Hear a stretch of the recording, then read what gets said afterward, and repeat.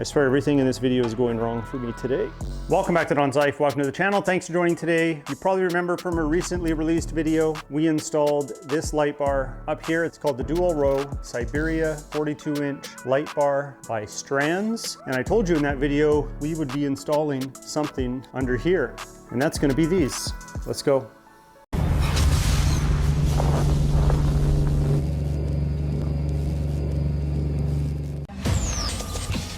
Now I'm really excited about this mod because for quite a while I've wanted rear-facing light that I could have on a switch, some kind of floodlight system, and I was thinking of actually doing it here. Initially, there is actually room that I could put some cubes in here. I don't use the steps that often, and if I did, I could just stand on this side. So I could always put cubes in here. There is clearance, the bolt shouldn't get in the way of the bodywork or anything like that, so I wanted rear-facing lights, cubes, that I was gonna put there. But then an opportunity arose where I was able to get this sport bar for my EGR electric roll track. This is a prototype, it's not the final version, but it still had allowances for a light bar, and I made an allowance to put some cubes that I could hang under there. So we'll take a closer look at the cubes in a moment, but for the rear-facing light that I have already, which is insufficient, are these cargo lights here. When those are on, they cast light down into the box just fine, so I'm really happy with that. I have step lights when I fold out my step, but it's just not enough rear-facing light. So I think these floodlights on switches will be kind of cool. Now you know me, I can't keep it simple. I got to make it a little bit fancy, so we'll be doing that today. Let's take a closer look at the cubes we're working with. So these are called the DK Fortex. So here they are here. They're an LED floodlight, but you notice these outer slats right there. That is because they are also a red marker light. So they're a dual function light. We will be working on that today. This is what that dual function looks like. Look at that red. That would be great. They also make these in amber. So I chose to go with the red. So we'll have rear-facing red light as a bit of a marker light, and then we can turn on the floodlight when we want. They also have 3 different temperature settings. With the adjustment of a wire, we can change the temperature setting from 4000K to 5000 to 6000. So I think they're gonna be a neat little install. They also ship with these covers, so you can put covers on them. I wish all my light bars and cubes would have came with covers. We do have some on the way, but my front cubes, as an example, also made by Strands, they don't have covers. So I picked up these from BrightSource. They're the sponsor of today's video. I'll definitely leave a link in the video description. Check out their website. They have lots of lighting options and they only carry good stuff. Now these do ship with a connector. It's going to look a lot like this one here. It's not this one, this is for something else, but they ship with a connector that allows you to connect to this, and then you have all the wires to connect. Again, this is not the harness for it, but this is just an example. It comes with something almost identical to this, so you can pre-wire it up to your system, which is why I'm using this one for an example, because I already pre-wired everything into the sport bar when I went to install it, and we put in the third brake light in the camera. So the wiring's actually already up there. I've already ran all the wiring. It was in the last video I talked about it. We ran the wiring all the way to my switch panel in here. So really we're ready just to take off some of these plastic pieces and then try to mount them in there. Now I thought ahead. I thought ahead and put a hole in here for the wiring. Hopefully everything's okay and I'm not gonna have to loosen off all these pipes and make a bunch of changes. I gotta be able to get a wrench in there to tighten the nut. We'll figure it out as we go, but I'm hoping I don't have to take all of this apart. Not a lot here for the instruction manual. You got your simple wiring instructions, and these are a 39-watt light in case you were wondering.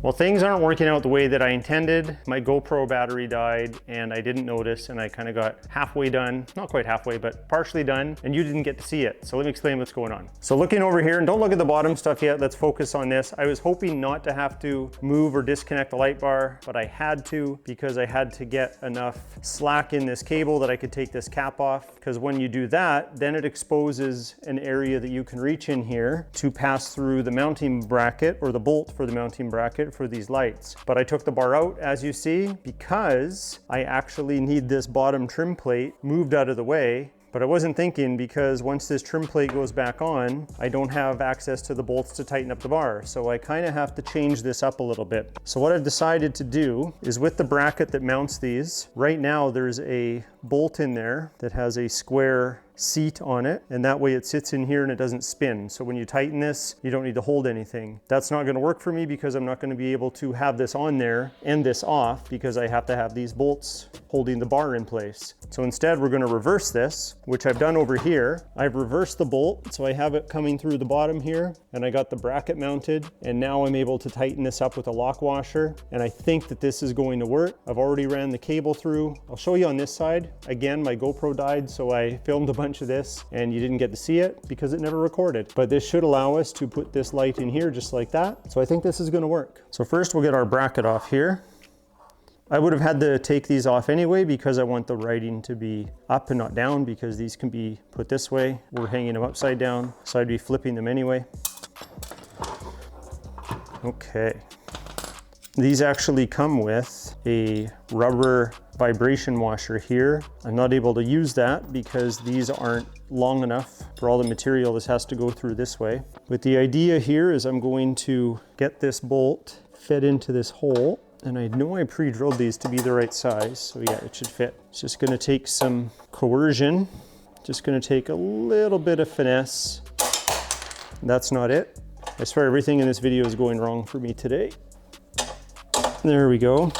Now, remember this has a square seat on it. The hole I drilled is a circle, so the square and the circle aren't going to work. But because of the torque that we have in the drill and the lock washer, I'm hoping I can tighten this up quick enough that it's firm and just the friction helps hold it all together. I don't think it'll be a problem. I'm pretty sure it'll work. Just hand tightening the one over there, it's already quite secure, so I'm not too worried. Here's what our plug looks like that I was talking about that I pre-wired. So all I have to do is just plug that in. Now we have a watertight connection, and then we can feed that back in there. But before we do that, you can see for this bottom piece, I sliced a hole there, so I can bend this back to go around the cable, and then that way it'll have a bit of a stealth look when we tuck all of this in. So I'm just gonna feed the cable through there first, just like this. So we're gonna have a little line there, but I think I can live with that. I'm sure you can live with that at home as well. Before I put this on, and this was the problem, if I put this on, I can't secure the bar that goes in here because this plate's in the way. So we kind of have to have this dangle there, get the bar, put it back in, and then we can start to tighten it all up.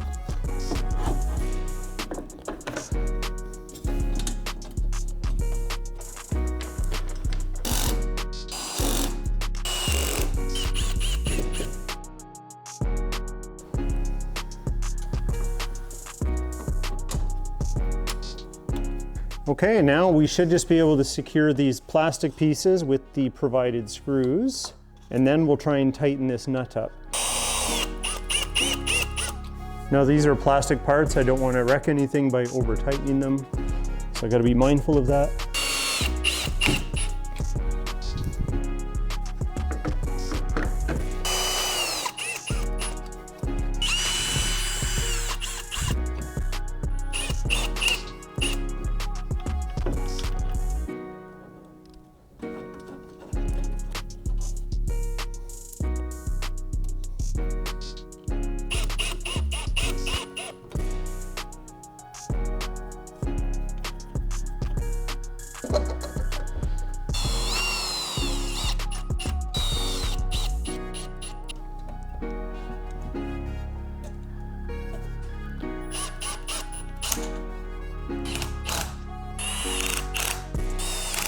Okay, everything is ready to go. Let's try it out. So what I've done here, again, this is my long range remote for the new switches I put in. The main light bar is number 1. So that's easy. Number 2 is my bumper. Probably can't see that. These are number 4 for the floodlight facing this way. So it's about to get real bright. Oh yeah, that's bright. Now these do have a color temperature setting. So I am going to show you how I've set that up. So that was the green wire. It needs a positive signal to program what color temperature you want. So right now this is the cool light. I'm going to reduce it, make it a little warmer. There we go. I have to do 2 button presses because once initiates it, once turns it off. And when it loses that signal, that's when it changes the setting. So now I'm gonna go change it again. So once to start it, there we go, it went warmer. Now we're gonna go bright again. That's the cool light. So you have 2 different color temperatures other than just the bright. So I guess you have 3 different color temperatures. Okay, so I'm gonna turn those off, get my sight back for a second here. Now, more than the rear floodlight, which we'll do some demonstrations when it gets night here, but I'm really excited for this next thing that I'm gonna show you. So you could set this up as a running light. So when your vehicle is on, they could just be set up as a running light. I have them as a switch right now, so get ready for it. Let's go. Those are really nice. I'm sorry, those are just the coolest thing. I can't wait till nightfall so we can have a better look.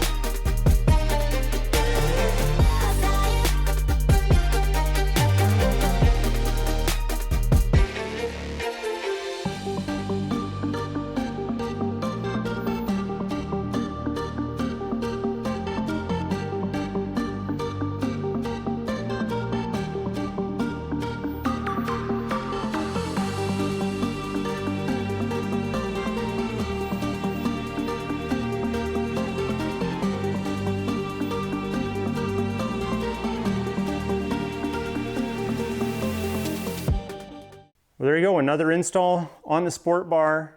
I think our lighting game has just went up a notch. So these are the DK Fortex by Strands.